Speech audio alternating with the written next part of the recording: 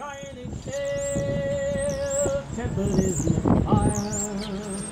I'll chop you down like an old ash tree. Dirty old town, dirty old town, dirty old town, dirty old town, dirty old town.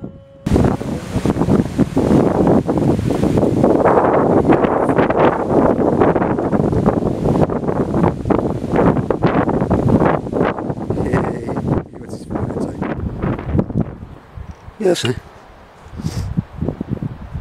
Hi, I'm here at Holcombe Beach with author John Osborne, author of such classics as Radiohead and even more classic. What brings you to Holcombe Beach today, John?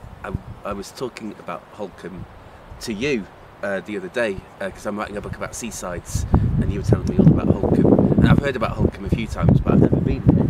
And you said we could get in your car and come, so that's what we've done. It's a Sunday afternoon and we've spent it walking up and down the beach. Why? It's kind of, well, it's called Don't Need the Sunshine, my book. The obvious ones, I guess, Scarborough. I've been to Cleethorpes, which is the beach closest to where I grew up. There's horses on the beach. There is horses on the beach, there's a lot of dogs on the beach, lots of people in expensive wellies and barber jackets.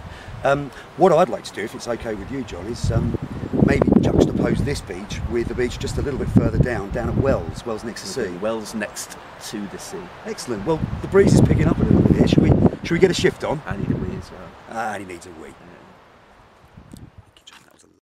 Clouds are drifting across the moon.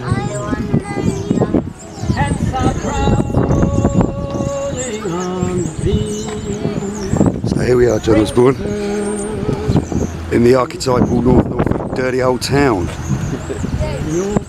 Slightly different to Holcombe Beach. Your initial impressions? I assume this is just what happens all day, every day in Wells. Eat cockles and...